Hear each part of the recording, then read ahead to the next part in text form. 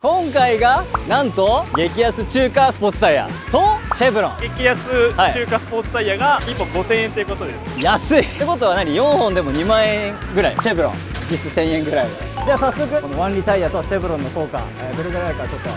走っていきたいと思います。ブレーキングがかなりいいと思う。縦方向は悪くないね。音だけはねブワーってするんだけど、それがグリップしてるかどうかっていうの全然している感じじゃない。逃げちゃってるね横にね。皆さんこんにちは、平手浩平です。今回ですねまたフィットの企画なんですけども、前回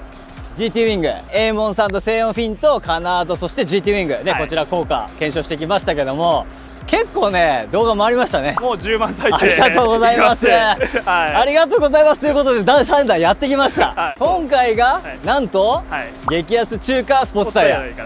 とシェブロン。これちょっとねホンダユーザーの方結構見られていて、なんか気になるって多かったんで。シェブロンね、皆さんシェブロン知ってる？俺も知らなかったんだけど、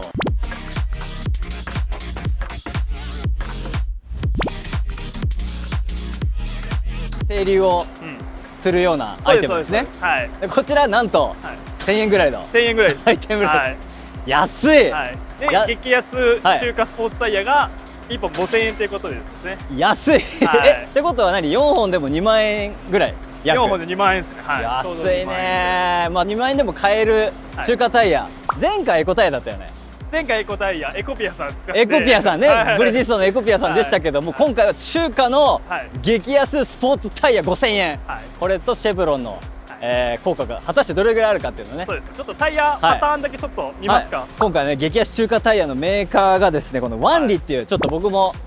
よくちょっとわからないタイヤなんですけども、まあパターン見ていくと確かにちょっとスポーティーなねパターンしてますよね。こういう風にね。そうですね。まあ極力設置面積をちょっと増やしたようなパターンではありますけど、これが1本5000円です。5000円で。5000円です。でもさ、5000円でタイヤ買えるって言ったらいいよね。まあその持ちとかね、どれぐらいライフがあるとかっていうのは正直ちょっとねわからないですけども、まあでも1本5000円で例えば1年間ワンシーズンで終わったとしても2万円なわけじゃないですか。2万円を365日で割ったら日割りいくらですか？知らねえよって知らねえよ、ね、あっちだから計算する。いやもうね今日すげえ暑いのに、これ34度ぐらい4、5度ぐらいあるからね。前回とコンディションが大きく違うんで、前回2分26秒でした、ね、1周ね、ただ今回はまあそういった意味でね、このシェブロンとこのタイヤ、タイヤがスポーツタイヤに変わったことで、そのタイムがどう変わるかはなんですけども、まあ本当に見ての通り気温が36度もあってむちゃくちゃ暑いので、多少やっぱエンジンが回らなかったりとかっていうのもあると思います。暑いとやっぱりその車、特にエンジンにとってもやっぱりこう冷えないじゃないですか。なんでやっぱ夏場はパワーダウンしちゃうんですよ。そうなんですね。正直ね同じコンディションではない比較になるので、ちょっと一概にはね言えないですけども、ただねタイヤのグリップ感っていうのはその中でも確認することができるので、そこはちょっと今回ねこのワンリーどれぐらい威力あるのか、ちょっと面白いところかなとは思いますね。ただこのスポーツタイヤも前回の動画で見た？前回の動画ちょっといろいろとありましたけど、もうイベント前にいきなりパンクしやがってね何なんだよって感じでしたけども、それ1本急遽ね変えまして、後ろですね。今回ねちゃんと揃ったということで、その確認ができればなと思います。でさっき言ったシェブロン実質1000円ぐらいの、これ Amazon で購入しました。これなんかバーってついてますけど、これは何なんだろうね。これはこの整流で空気って、ルーフが来てこの辺りで乱れるじゃないですか。この辺こう巻きますよね。その乱れるのをこのなんかピョンって出てるじゃないですか、フィンみたいなのがちょっと上にピョンピョンピョンって出てますね。ちっちゃいのから。多分ちょっとここに段差があって上に上げて、多分フィンで整流するっていう効果だと思う。なるほどね。ここで一回跳ね上げてフィンで整流して後ろをきれいに流すと。アマゾンの口コミとかでも燃費良くなりました。マジで？なんか高速で実感できますみたいな。へえ。でも前回もほら GT ウィングに関しては140キロぐらいから効果を感じれたじゃないですか。あれはもう素晴らしい効果。素晴らしい効果。だから今日はちょっとウィングレスですけど、こんなシェブロンの効果をちょっと体験できるかどうか。暑すぎてちょっとコンディションがあれなんでね、なんとも言えないですけど、ちょっとこれとワンリタイヤのセットで1本目走ってみようかなと思います。では早速このワンリタイヤとシェブロンの効果どれぐらいあるかちょっと走っていきたいと思います。行ってまいります。大丈夫かな、パンクしねえかな、怖えよ前回ありますからね。いやもうほんと前回ありだからね、このタイヤね。ちょっと徐々にいってちょっとクリア取れそうだったらちょっとアタックしてみよう。行ってきます。はい、では皆さん早速やっていきたいと思います。久々だね。かもめちゃくちゃ暑い今日やばいぐらい暑いっすよ。それではね、早速、この激安中華タイヤのインプレッションやっていきたいと思います。まずね、このフィットでね、この富士を走るのがもう何ヶ月ぶりなので、ね、本当は前回、企画でエコタイヤ使って走ったけど、あの時がねだいたい2分26秒か。中華製でもね激安タイヤ1本5000円ですけど、まあこれぐらいのコンパクトカーっていうかねであると、僕はそんなにね変わらない気がする。ただそれはこの後のお楽しみなんで、マジで走ってみて、うわマジ違うじゃんみたいな感じになるかもしれない。それを期待してはいるんだけどね。さあじゃあちょっとだいぶね車がいなくていいスペース見つけたんで、この次の週アタック行こうかなと思います。よし行きますよ。最終コーナー行きます。ここからねどう変わるか楽しみです。行きます。さあ見せてもらおう、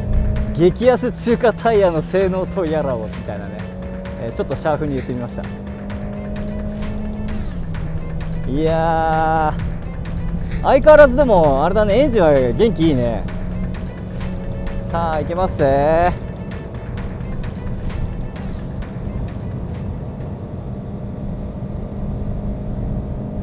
さあもうメーター180振り切ってます。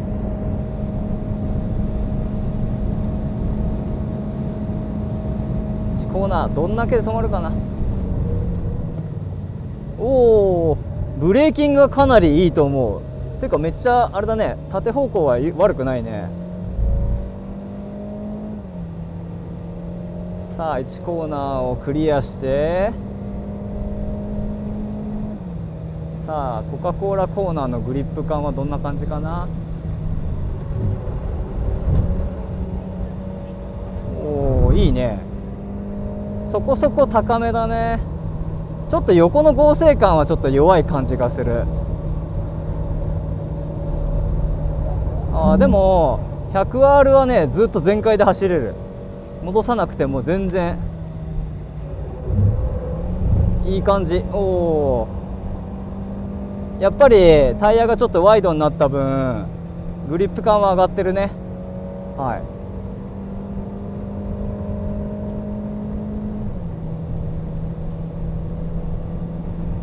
さあここからセクター3、ちょっと前に車がいるからねどうかなってところですけど、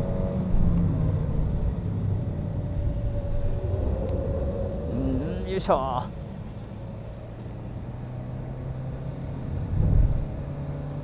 いやー夏場でエンジン重っ重い。頑張ってフィット。はいはいはい。13コーナーいいね、グリップ感いいね。やっぱ全体的にちょっと横方向に関してはグリップ高くなってるな。よいしょ。さあ最終コーナーほぼほぼクリアで一周走ってこれたかな。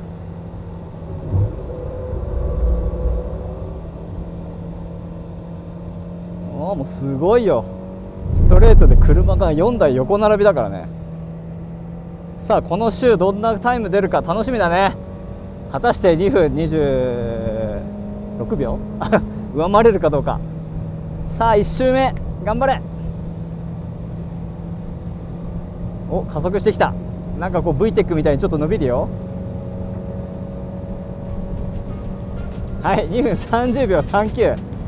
やっぱあっちっちだからタイム出ないね。いやーほんと今日暑いね。ちょっとこれ1周クールダウンするかね。ちょっとせっかくだけどちょっと間開けるために1周クールダウンします。ちょっとね車多すぎる。なんかフィーリングとしては別になんだろう、前回のエコタイヤと比べれば横のグリップ感は多少はあるんだけど、なんだろうタイヤ自体の合成感がちょっと弱い。だからこうコーナーグーっていくとタイヤがすごい変形しちゃう。荷重に対してサイドウォールがちょっと柔らかくてグニューって負けちゃってなんか食われちゃう感じがするね。なんかもっと前に転がってほしいんだけど本当はなんだけどちょっとそこが食われちゃってなんかこう前に蹴らない、ただ横にギューって食われてる感じがするかな。ちょっともったいない。まあもうちょっともう一周行ってみますけどね。もう一周行きます。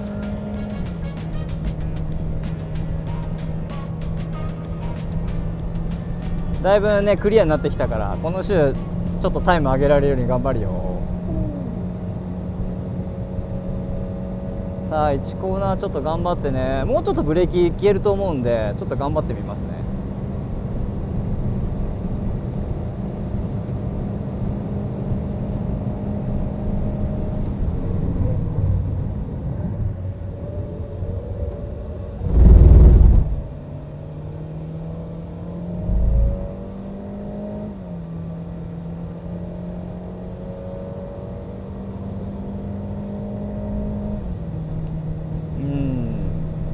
まあここはそんな悪くはないんだけど、よいしょ。やっぱりあれだね、横方向にかけた時にタイヤが結構グワーンってこうたわむね。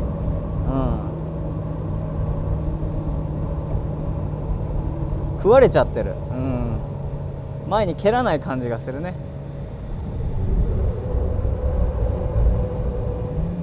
すごい音だけはねグ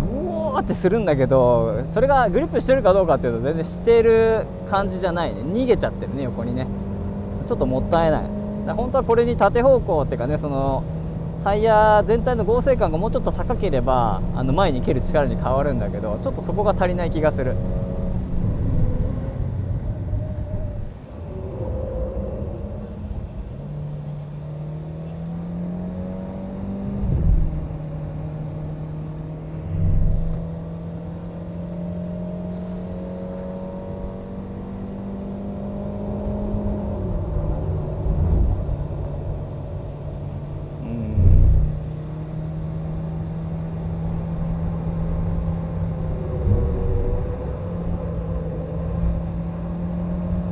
わあ全部横に逃げちゃうね。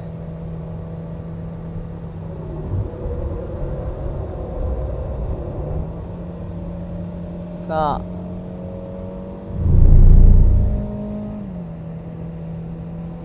どうすかね。なんか乗ってるとやっぱりエンジンパワーがやっぱり落ちてるのはすごく体感できるかな。でタイヤはね、ぶっちゃけエコタイヤのがやっぱ転がり抵抗が少ないから、その分なんか速い感じはするよね。特にコーナーの出口、こんなところでしょう。暑いわそして忘れてたけど、肝心なシェブロンの効果、ごめん何にも分かんねえやあんまり多分なんだろうな、俺体感としてはちょっとね感じれなかったかな。前回走った時と、路面も気温も違うから、そもそものこのエンジンパワーが出てないってところもあるし、なんかそのオンオフ脱着してのそのテストじゃないから、今日に関しては。だからその正直言うと、このシェブロン自体の効果はわからないです。だからぶっちゃけ5000円ね、1本5000円のこの激安中華タイヤ、いいか悪いかって言ったら、練習で使うのはいいんじゃないかなって感じですよね。言うて1本5000円なんでね、履き潰したところでって感じはありますけど、スポーツ走行されるんであれば、こういったタイヤも別に悪くはないかなっていうイメージですかね。このクラスの要はタイヤでいうと、そのエコタイヤと、このスポーツタイヤみたいな部類じゃないですか、今回のワンリって。それだとなんだろうな、そこまで言うほどのその差というか、ラップタイムっていうところにはあんまり影響しないのかなって感じですね。むしろエコタイヤのがこの転がり抵抗がいい分、コーナーの蹴り出しが良かったりとか、変に食われすぎないってところもあるから、単純にスポーツタイヤだからグリップするしタイム出るかなって思って履くと、意外とこのワンリーのこのタイヤに関しては横方向の合成感がなくて、コーナーリング中ちょっとこうタイヤがよれちゃって食われちゃう、スピードが食われちゃうってところもあるし、あとはそのなんていうんだろう、こう蹴る力、前に蹴る力がやっぱちょっとないから、その分なんかこうちょっとタイムがなんか出ないような感じもするかな。じゃあ広瀬さん、はいどうでした？タイムだけで言うと、はい4秒ほど落ちましたおまあ落ちた理由は、はいまあ当然ね前テストで乗った時がもう5月ぐらい5月の頭だよね。それぐらいですね。はい。だからまあコンディション的にやっぱり10度以上やっぱ気温が高くて、まずエンジンパワーがすごい食われてた。なんでまっすぐが遅かったのと、やっぱコーナーの出口も若干やっぱ加速が鈍かったかなっていうのはある。ああ、そうなんです。まあそれはもうエンジンだけの比較で、まあコンディションが悪くて、まあそれを除いたタイヤだけの比較で言うと、前回のエコタイヤと、まあ今回ねこのスポーツ激安中華タイヤなんですけど、グリップ感的にはやっぱりそのタイヤの幅が広がった分、グリップは高くなった。ただサイドウォールっていうかこうタイヤのねこの構造っていうのかな、こう舵をギューってこうハンドル切ってかけていった時にタイヤがね思った以上にこうたわむんですよ。ギューって。だからもうちょっと構造がしっかりしていればコーナリング中にこうたわんで食われちゃってっていう、だからコーナリングスピードが落ちちゃうんですよそこでギューッと。だからそこでもうちょっとこうギュッてこう耐えてくれれば前に蹴る力に変わっておそらくタイムが上がったんじゃないかなと思うんだけど、ちょっとそこがね弱くてこの富士スピードウェイだとネガティブな方向に出ちゃったかな。じゃあもうその原因もあってちょっとタイムが、そうですね、タイムが思うように伸びなかったのはそこにもあるかなって、まあ 100R とか A コーナーとかは、まあ、気持ちよく全開でこうパーンって踏んで回ってこれるんだけど、まあ、回ってこれる分やっぱコーナーでこうスピードが食われちゃってるんで、まあそれで踏んでいけるのかなっていうとこですね。だスピードが伸び悩んでるんで、その分アクセル踏んでる時間は長いんだけどそれがタイムに影響しないっていうところですかね。そういうことですね。だからまあもうちょっとこの剛性が高ければ、サイドのねこの剛性が高ければ、おそらくタイムにもちょっと影響したかもしれないんだけど、そこがこうクターンってなっちゃうんで、その舵を受け止められなくてこうたわんでしまって前に蹴らないんで、だから余計にそこでタイムロスというかがあったのかなっていう感じですね。まあでも1本5000円って考えれば、まあこれさっきコメントをしてたんですけど、1本5000円って考えれば、まあ1回走って別にまだ山もいっぱいあるし、まあちょっとねハンドル切るけど、ワンセッション走って、まあ全然タイヤの溝的にブロックもよれてる、まあちょっと柔らかいかなって感じはするんだけど、まあ別にね練習用のタイヤとしてねこういうのを導入してまあ走るのは全然ありなんじゃないかなって思いましたね。別に走ってるフィーリング悪くないし、ちょっとここが弱いかなで、弱いからこそここほらここまでタイヤよれて使ってるの分かる？このなみなみがここまで来てるじゃないですか。ってことはそれだけたわんでギューってタイヤがここまで地面に設置してるってことです。なるほど。ギューってなっちゃって。だからもうちょっと耐えてこの辺までで収まっててくれればいいんだけど、やっぱこうタイヤがこうたわんでって結局前に蹴らないでこうどんどん沈んでっちゃうんでっていうこれマークですよね。じゃあ剛性がちょっと弱いかなっていう感じ。そうです。まあ特にこの車 FF なんで、もうちょっとフロント剛性が高ければ良かったのかなっていう感じですかね。どんな人にこのタイヤ向いてるんですか？まあ初めましてスポーツ走行やりますとか、まだそのサーキット走行慣れてない方とかだったら全然こういうタイヤでいいのかなって、あえてその国産の高いタイヤとかを買って減らしてしまうよりかは1本1セット2万円なんで、まあ、2万円で走れるところまで走ってタイヤが減ったら運転慣れてきたら国産のいいタイヤに変えましょうっていうのはありなんじゃないかな。だから練習タイヤとしては、まあ、2万円なんで1本タイヤが空気穴開いても5000円で治るじゃないですか。で国産のタイヤだとこれがやっぱ2倍3倍する値段になっちゃうんで、1本価格が。そうなるとちょっとやっぱねダメージもでかいじゃないですか、お財布的なダメージも。なのでまあ本当サーキットをちょっと練習するとか、まあなんだったら普段乗りももうこれでも全然、まあ僕ちょっと雨の日走ってないからウェット性能かどうかちょっと分かんないんですけど、まあでも全然そういったニーズには合うんじゃないかなと思いますね。じゃあ街乗りでこのタイヤって結構おすすめかもしれない。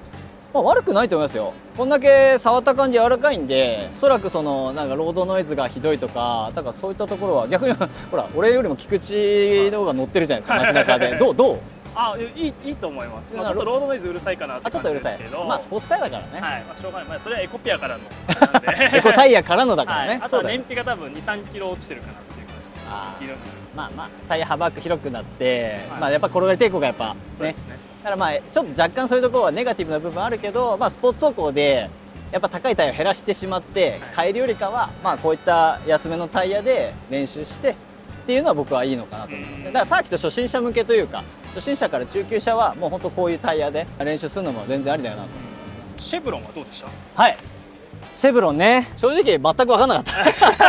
ったまあ1000円だし、はい、ね、中速域から高速域で、はい、その風の流れとかが良くて、ストレート伸びるかなって思ったんだけど、そもそもエンジンが回らなくてパワーダウンしてたから、ちょっと効果的には分からなかった。まあエンジンが非力だから変に空力パーツつけない方が、まあでも GT ウィングとかあんなでかいやつつけちゃうよりかは、やっぱこういう整流系は、まあやっぱ非力な車ほど多分効果あると思うので、逆にありなのかもしれないね。だからまあこういった部品は意外といいのかもしれないね。そういう意味では特にミニバンとか向いてるかもしれないですね。ハイトール系っていうかさ、車高が高い系の車ね、多分空力悪いと思うんで、確かにそういうのはありかもしれないですねっていう感じでしたね。はい、ありがとうございます。じゃあ今回いろいろやって、次は何をこのフィット使ってやるんですか？次はですね、今回激安中華タイヤだったじゃないですか。次回は国産タイヤのいいタイヤを比較しようかなと思ってます。お、どういうことですか？次回は実は横浜タイヤさんから、まあ、同じスポーツタイヤの、まあ、ちょっと検証がしたいということで、ちょっとタイヤをご提供いただいているものがあるので、なので、まあ、激安中華タイヤと国産のスポーツタイヤの一番こうグレードのいいモデルのこれの比較を、皆さん気になるところだと思うんですよ。やっぱその1本5000円と1本2万円近くのタイヤって、まあ、どこがどう違うか。もちろんね、やっぱ値段差なんで、まあ、タイヤのグリップ性能がいいとかウェット性能がいいとか、もちろんサーキット走ったらタイムがいいとかもちろんあるとは思うんですけど、果たしてこれぐらいのこのフィットちゃんのね、この車格とかパワー感でどれぐらいの差があるかっていうのは皆さん多分興味があると思うので、そこをまあ検証できたらっていうところで、はい、次回お試ししますので、わかりました。はい、じゃあそこ見ていただければと思います。次回楽しみにしていただければと思います。はい。ということで、皆さん今回の動画良かったらグッドボタン、そしてチャンネル登録の方もよろしくお願いします。次は横浜タイヤです。皆さんお楽しみに。では。